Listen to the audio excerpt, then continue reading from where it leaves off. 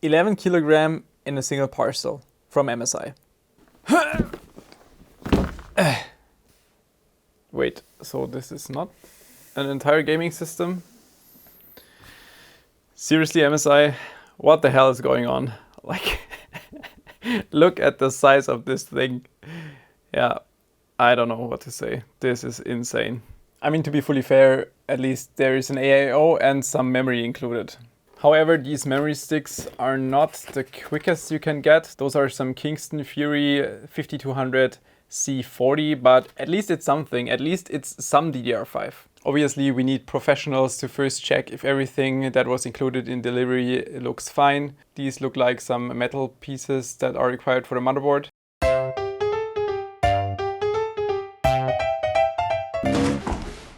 Okay, so chic is fine. The packaging not so much, which I don't really care that much about. But let's take out the motherboard and look at this piece. Underneath the motherboard, we can find all the accessories.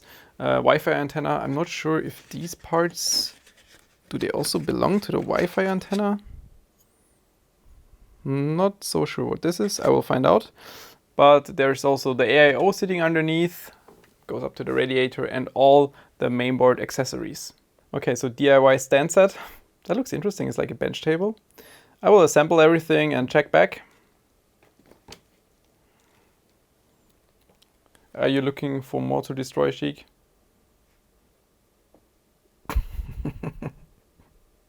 And with these words, welcome to this new video, because MSI called me on Thursday and they said, hey Roman, will you have time before Christmas to take a look at the Z690 Godlike?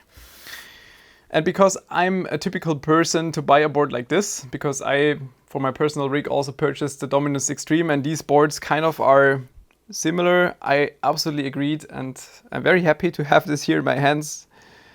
I'm not sure what happened in the MSI development department, but it certainly escalated. It's always interesting to see these socket caps, which feature LGA 1700 and LGA 1800. Because we all know that Alder Lake is using 1700 and Raptor Lake will also use 1700. But it could be that Meteor Lake then uses 1800. Very, very interesting. But it also tells us that the socket for 1800 should have the same dimensions. I just started peeling off all these annoying protective films. I noticed some of these covers seem to be attached magnetic. It's just bad if the magnet is still on there and not in the cover. Seems like I have to glue this back. Should not happen with the mainboard in this price category.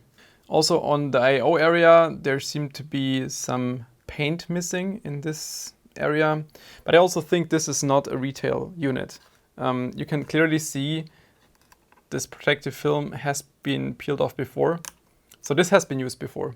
And I'm not sure if this was because somebody else tested this before me and maybe damaged some parts because he was not careful. But I don't think this will reflect the retail quality. I'm pretty sure on a retail unit you would not have this or this. I guess the main feature of the Z690 Godlike is this LCD touchscreen area right here. I'm not sure if I want to touch this, to be honest. I just spent 2 or 3 minutes to perfectly clean these shiny surfaces on the I/O area and also on the LCD touchscreen area. I think this is called M-Vision. You can also detach this and put it next to your system. We will check how this will look like, if this makes sense to use it in this regard or not. Most of the board is made out of aluminium. I absolutely approve this, like everything you can see right here, this area right here. However, this part on the bottom, because the start and reset button had to be included down there, they are made from plastic, and also this entire thing is made of plastic. But I think they did a quite good job on making sure that the materials look the same. If you just look at this from a distance, even if it's just like half a meter, you will not be able to tell if this is plastic or if this is metal or not. So they did a very good job on making sure that the surfaces look exactly the same. This DIY stand set is also kind of interesting. It has these holes on the bottom which allow to mount a fan which can blow air towards the mainboard from the bottom. I'm not sure if this is really required. This is like 6 or 7 centimeters of space underneath the mainboard. It should certainly be enough for just convection underneath the backplate for cooling, but you could do it in theory if you wanted to. MSI, where's the tuning controller module? These features are awesome. Why is this not included? Or am I too stupid to find it? I finally also figured out how to remove this. Just take it out. It's attached with some magnets, has an additional connection on the bottom. You could connect it with a cable to a port on the bottom. I want to add some more about the materials used in this motherboard. I just checked some more of the slides I could find online and like the review guide and all these information. It's always stating full metal armor, which is not entirely true. Like the piece on the bottom this is plastic, and also everything around the LCD screen, this right here, everything on the top right is made out of plastic, which is no problem at all. It's no problem at all, but it's just not right to claim that the entire thing is made of plastic, because this makes up, I don't know, 20% of the space of the armor of the board, and this is not metal, but everything else is. And these surfaces right here, they are tempered glass. The same material you know from your case. That is awesome. This is much more scratch resistant than the typical plastic you will have on here and here. Which also leads me over to why are these plastic? Because this is the area you're always like working around with the display. These surfaces are in much more danger than these. I would have loved to also have this in glass. I started removing the bottom cover to access all of the M.2 slots, which also leads me over to one of the features MSI is heavily marketing for whatever reason. They call this magnetic connector, and I'm not sure why this is even necessary, to be fully honest. This is an M.2 shield. There is some RGB stuff behind this glass part right here. It's certainly a very nice looking piece, but this part will be screwed with 2 screws to this part right here and to this part right here. So it's mechanically fixed. I'm not sure why it's necessary to have a magnetic connector to this. This is also very common in the smartphone region, where you can have those magnetic charging cables or data cables. I'm not sure why this is a cool feature. Doesn't really make sense to me.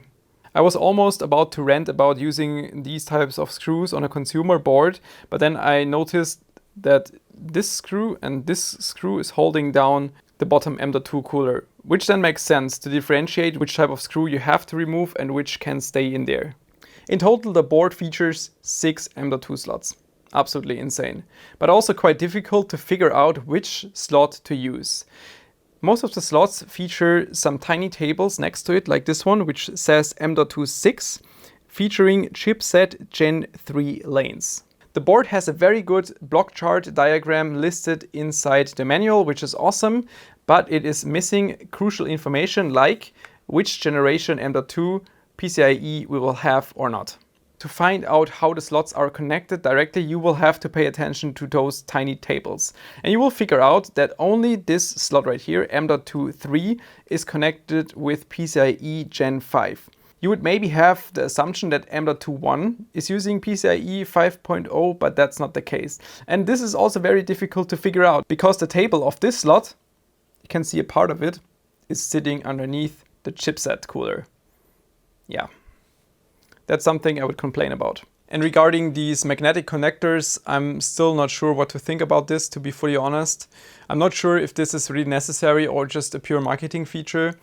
I mean, there are solutions to have like PCB to PCB connections without having any kind of magnets, but maybe this is allowing the connection to be easier, to always make sure that the pins are in the correct location. Chic, stop eating the protective films.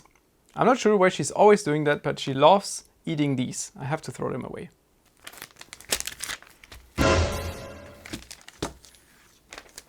That's why you should remember to always use these. I just started setting up the system. There is a feature I have to show. I just plugged the 24-pin connector while standby power was still on. Now check this out.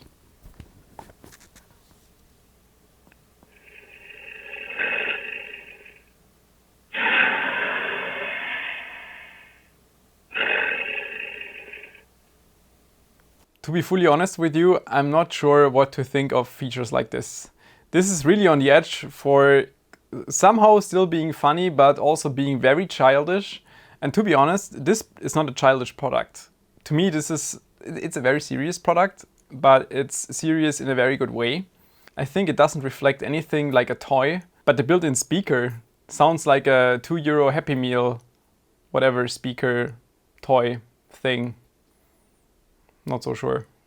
The I/O area looks exactly like what you would imagine from today's high-end board. We have plenty of USB 3.2 Type A connectors. We have 2.5G Ethernet, 10G Ethernet, 2 times USB Type C, aka Thunderbolt 4, which can be also used for multi-monitoring. That's why you have the mini DisplayPort connectors underneath. Wi-Fi, sound, BIOS flash button to use it with a USB stick, and CMOS clear. This USB connector, which is marked with M-Vision, is important if you want to use the display, the M-Vision display, in an external function. I also added this metal bar on top. It's hiding the EPS connectors and some of the other cables underneath. I only placed it loose right now to show how it would look like, because it is connected with the screws you would normally use inside your case. So I cannot really fix this right now, but this is how it would look and how it would hide some of the cables. I think that's a cool thing to have.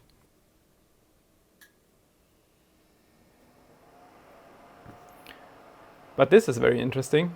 Please check graphics card. Graphics card error. Please check graphics card.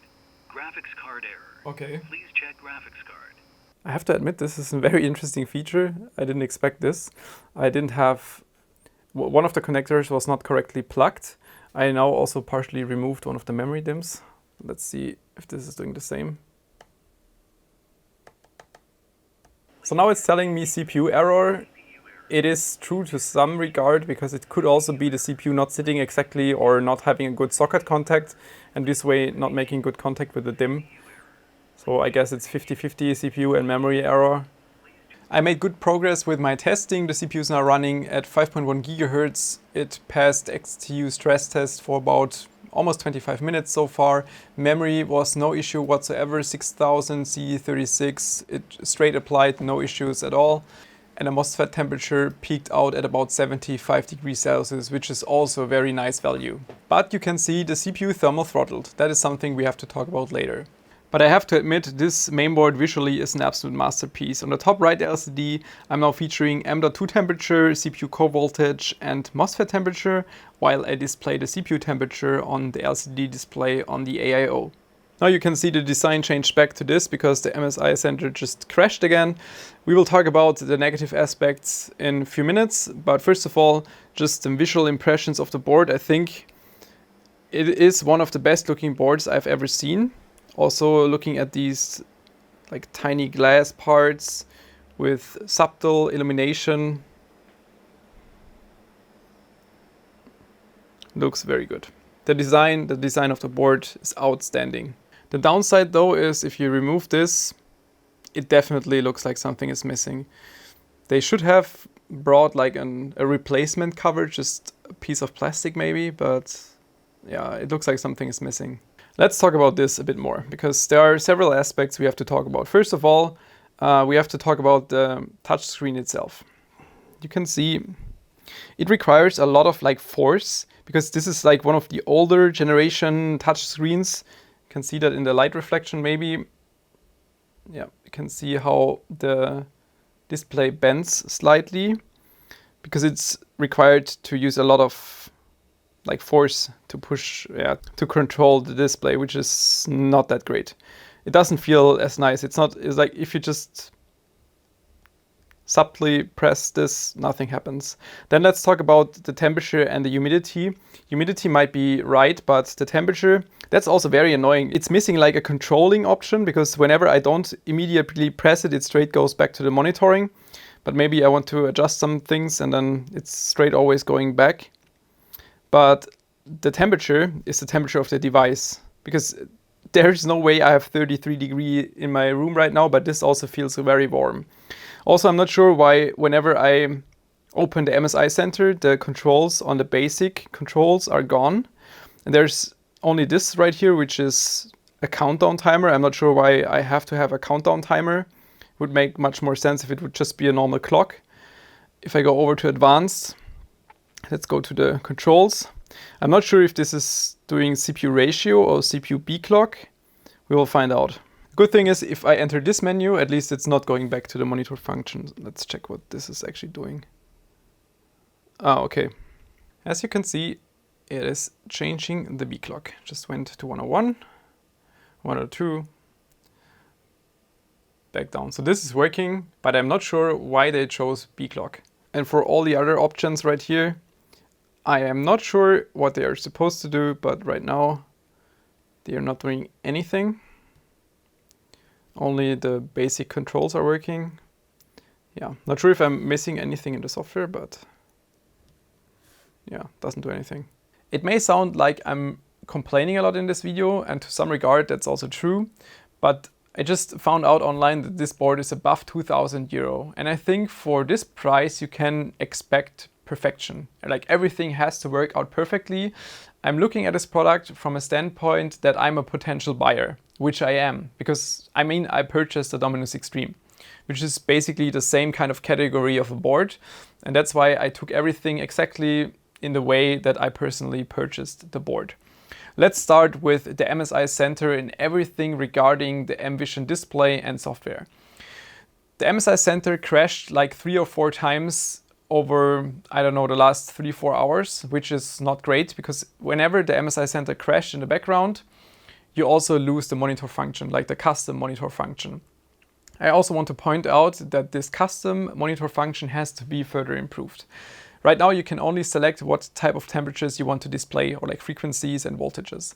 But you cannot decide, for example, you want to display 3 temperatures at the same time, which from my opinion would make much more sense than waiting like 30 seconds to look at all the different temperatures while it's cycling through. Especially if you select up to 16 points, which you can do, you would sit in front of the display for, I don't know, 4 or 5 minutes until you found every single piece of information. So this needs further adjustments. It would be nice if you could select yourself the cycle time, if it's cycling or not, if you want to display several temperatures at the same time. This has to be further improved. As I said before, the LCD itself should also be improved for the next generation in regard that it's using an old technology. These like pressure touchscreens are not up to date anymore. It would be so much nicer if it would be a different type of touchscreen, which is easier to touch, and maybe also a glass surface would be much nicer. It would be much more scratch resistant.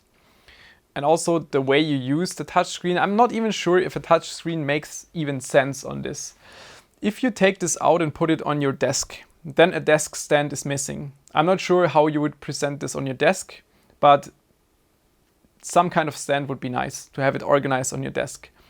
And if you use it externally, it's missing on the board. Like you can clearly see that something on the board is missing. So you would have to have, I don't know, like a glass shield to put on there, something to replace the LCD to make it look nice while still having this outside of the case. If you use it inside, and that's what I think MSI has to think about, for me personally, I would say it would be better to have only like a high quality LCD with like a glass front without the touch function. Simply because I cannot see people standing in front of their PC and constantly like touching inside their case. It's something you might do on the first day and then you will probably never do it again. So I think it would be better to just have full software control, have nice software control with more functionality instead of having a touchscreen. Because right now, to me, it feels like this is a 2,000 euro prototype. A lot of the functionality on the LCD is not working for me. I'm not sure why this is the case. I'm just using it the way I would use it. And you could see that some of the functions, I don't even know, like the countdown timer, they don't make sense. You could place a clock there, and then also the overclockability or the overclocking function, why is B clock there and not like CPU ratio? Or maybe both.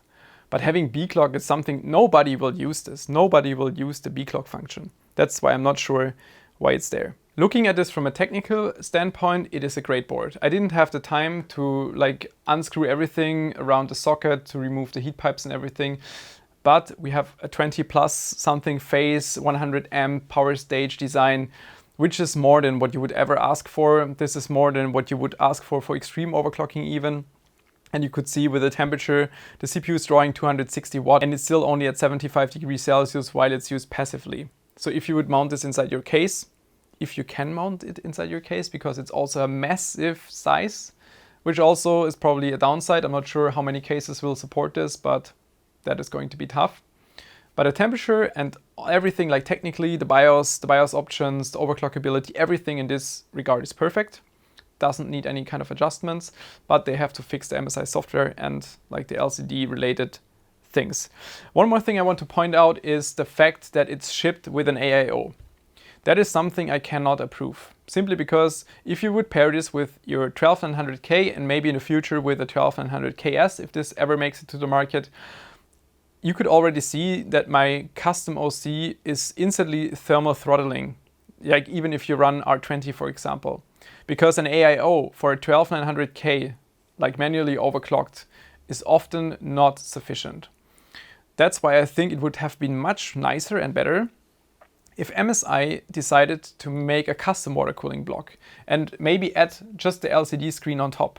Just have a random custom water cooling block you can loop inside your custom water cooling system and have a nice like MSI LCD screen on top. That would have been the much better option than bundling an AIO.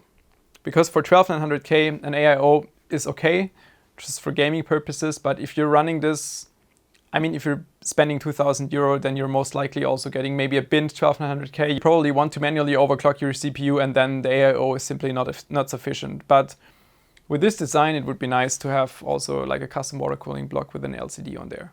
All right, so enough complaining from my side. I hope you still enjoyed this first look on the Z690 Godlike. Very impressive board. And if I would have like an innovation award on my channel, I would definitely give this to this board. Even though there are some features missing, some adjustments to be made on the software, just innovation-wise, this is standing out from the competition right now. And that is something I absolutely love. If people are going a step further and not just copy the competition, and that is what MSI did. They went one step further. They just need to adjust some things for the future, but the direction is nice. Thanks for tuning in. See you next time. Bye-bye.